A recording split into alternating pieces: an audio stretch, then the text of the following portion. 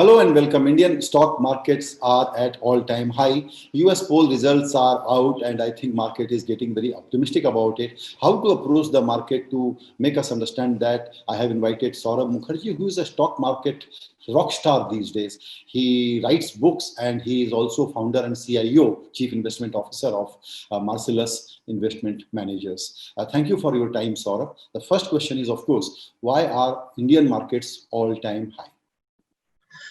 I think, Sanjay, there are two different factors which are interplaying here. One is the fundamental side of it, which is, you can break that into two parts. Clearly, COVID cases have reduced substantially. I think we were at around 95,000 cases per day in early September. We are now at more like 45,000. So, diminution in the impact of COVID on the Indian economy. And the second factor is, you can clearly see the economic recovery now, whether it's in corporate results and GST collections, e-way bill corrections. The fact that economy broadly has normalized to where we were last year seems to be readily apparent. So that's the fundamental side of it. The sentimental side of it again has two parts. One is global liquidity. From January, February, global central banks and Western governments have injected around $11 trillion of global stimuli into the global financial system. Nowhere in your and my career have we seen anything like this before. At one level, we also hope we'll never see anything like this again. Right? It is unbelievable to see $11 trillion being injected into the global financial system. That money is sloshing around the world, including our country. And finally, of course, the sentimental aspect of Biden's election and the hope that he will be less hawkish on trade, he'll be less hawkish on emerging markets. And with that hope, we are seeing a global relief rally, the post-Trump relief rally, if you want to put it like that. So, yeah, a number of people are talking about Biden presidency initiatives that will result in weak dollars, and that's why emerging markets and countries like India will benefit. Just explain that to us. How does that work? So, this is the theory. I'm not so sure this theory is correct, but the theory is that that Trump was hawkish on emerging markets. He had been creating trade barriers for emerging market items to flow into America. Especially, he was hawkish against China. The perception is Biden will be more friendly towards China, more friendly towards emerging markets. America will import more from emerging markets. Hence the rally in emerging markets. Hence the weaker dollar. Now, the reason I call it a theory is twofold.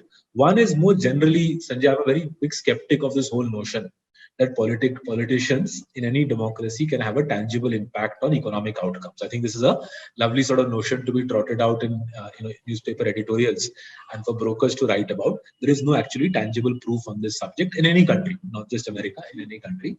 The second point is specifically in the context of emerging markets. Mark Mobius and I have written about it, both on the Marcellus website and in the public domain. There is no proof at all that Trump's anti-China rhetoric had any impact on trade flows. It was basically entertainment.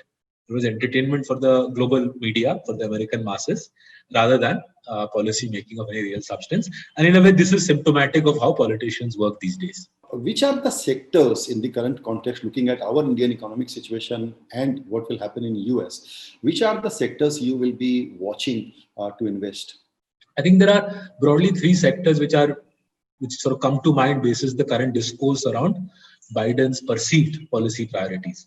The first is the notion is he will be less hostile to Indians going to America. So whether it is H-1B visas, whether it is giving citizenship to Indians living in America.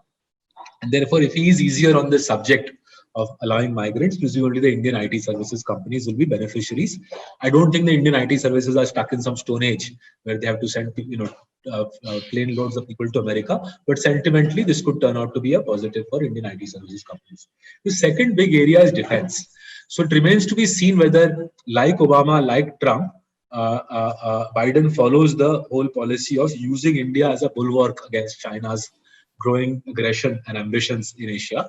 If that is the case, then it is highly likely that American defense giants like Lockheed Martin could be given permission to sell to India and set up manufacturing bases in India. And if that happens, then the entire defense manufacturing ecosystem in India gets a massive fill-in. And the third area is API manufacturing. Clearly, for countries like India and America, the bulk of whose active pharmaceutical ingredients are made in China, this is a national security threat. The Indian government has been clear about it and is encouraging the production of APIs in India. We haven't yet had a clear sort of articulation of US strategic priorities in that. I think Trump gave a contract to some fellow in North Carolina, but that seemed like a sporadic episode rather than a well thought through strategy. If API manufacturing moves out of China and into India at the behest of both the Indian and the American governments, we will have giant Indian companies which will be created. In our portfolio, we have companies like Divi's Lab. We also have suppliers to them such as GMM Pfaudler. We also have in our portfolio a company called Alkyl Amines. But if API moves to India, it's a massive story because China is a giant in API manufacturing. As you rightly said, that what politicians do, they do it for their own agenda. Yes. So to attract the Trump audiences, maybe Biden will do something which keeps American middle class happy. He will also talk about doing more businesses in America. But at the same time, we know Democrats, they will go for higher taxes. That will also be a dampening factor for the stock market investors. But at the same time, he will come up with a big stimulus, especially infrastructure spending. So how do you think, what are the mindset wala assumptions and what are the things that will actually play out in new Biden presidency? So since Sanjay, I think you framed the question beautifully. My reckoning is a lot of what Biden will do, any US president would have done, which is, for example, specifically a fiscal stimulus. I think a fiscal stimulus anyway was going to come, and it is highly likely that Biden will expedite the same. The Federal Reserve asks for it every fortnight, so I'm pretty sure they will expedite the same. Again, sort of going after the rich, going after the plutocrats is seen as a populist thing to do. So you will, I think, across most countries, you will see these plutocrat taxes or plutocracy taxes. I'm not so sure how significant they are from an economic perspective, but they are clearly very significant from an emotive perspective. And politics globally has become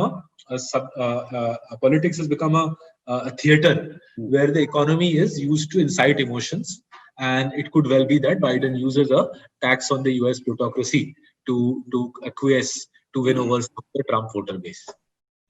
Right. Coming back to Indian economy, even though you mentioned some factors that are helping Indian markets, but the real economy has still big challenges, and markets are now 40,000 plus on Sensex, 12,000 plus on Nifty. Where is the correlation, and is there a kind of a disconnect? So I think for the last 10-15 years, Sanjay, India's development pattern has become very clear. We now live in a country where in every sector, one or two companies take home 85% of the sector's profits, and lakhs of other smaller companies get ground into dust. Right? That is the pattern of the Indian economy, and we've thus reached a stage where 20-25 families, 20-25 companies take home 70-75% of the country's profits, up from 15% in 1991. Right. So in the 30 years of liberalization, we have concentrated economic power effectively into 20-25 families, and I think this trend continues. And therefore, anybody watching this program who is harboring aspirations for making lots of money on small caps, I think should be a little cautious, because this is no longer a country for chota companies. This is a country for strong, well-capitalized, technologically advanced companies. The second dynamic is the specific application of this monopolization construct to the largest sector of the economy, which is financial services. So if you look at our banking sector, it's not clear to me that beyond 3 or 4 well-capitalized private sector banks, too many other banks, whether they be public or private sector, it's not clear too many other banks have a particularly bright future in our country. And similarly, in the NBFC sector, Sanjay, where literally we have 10,000 NBFCs. It's not clear to me beyond 2030, the rest of them have viable business model. So I think we're going to see epic consolidation in the financial services sector. In effect, the collateral damage of COVID will be the consolidation in the financial services sector. And therefore, again, in a word of caution to your viewers, if they are thinking of running in and indiscriminately buying second-rung NBFCs and third-rung banks. It's often a very popular trade to be done, and people get a little excited in our country. They say, hey, look, that bank is trading at book value, let me go and clean up, and then soon they realize there is no bank there. Good to caution our viewers. What are your key investment mantra in the post-COVID world, where we see a large number of new investors coming into the equity play? So the arrival of new investors makes a great deal of sense. I think there'll be wave after wave of new investors will come to the Indian market, and the reasons are obviously staring us in the face, right? If you look at what are the other options for people of whatever net worth, right? Whether it's high net worth, medium net worth, it doesn't matter. Regardless of the strata of society, real estate has not been has not delivered created wealth. Fixed deposits deliver a real interest rate which is negative. Insurance policies can't create wealth. So for Indians who want to create wealth, there's a degree of desperation, and they realize that opening a demat account and buying a handful of great companies is perhaps the only way forward, which is why I think in the SEBI data, we're seeing month after month record number of demat accounts being opened. And I reckon the trend will continue. Where I worry for these investors is, what exactly will they go and buy? Because obviously, just like when you go to a blood bank, there is an adverse selection in the stock market as well. The company with the weakest fundamentals will advertise itself most aggressively to the retail investor. And therefore, my suggestion to most investors out there is focus on three things if you want to keep your money compounding at a decent rate in India. Look for companies with clean accounts. The majority of listed companies don't have clean accounts. Look for companies selling essential products. We're a country where roughly 1 billion people live on $1,000 a year or less. There is no scope for doing anything fancy. Invest in companies selling essential products with clean accounts. And finally, look for companies with barriers to entry higher than Mount Everest. If you can get these three lined up, your money will be safe. It will compound well in the years to come. Very useful investment and big mantra that you have given. But before I let you go, in our Hindi conversation, you mentioned about you used a very interesting term, Bahubali. So I want our English viewers also to benefit with that. What is your Bahubali theory? So the Bahubali theory in every sector in India, one or two Bahubalis. I call it monopolist in English, Bahubali in Hindi. There probably is a word for monopolist. I don't know it, so I call it Bahubali. So in every sector in India, one or two Bahubalis clean up 85% of the profit, and the little scraps of food that are left on the table, thousands of small companies then have to squabble over it. Right? The demise, the misery, unfortunately, will be of these thousands of small companies. This trend was as it is established in the Indian economy. COVID accelerates this trend, and the Bahubali, ironically, Sanjay, the Bahubali becomes stronger after COVID because he has consolidated market share even further. Right? He comes out of COVID stronger, not weaker, better, not bitter. But for the thousands of chotus, it is time to head into the sunset.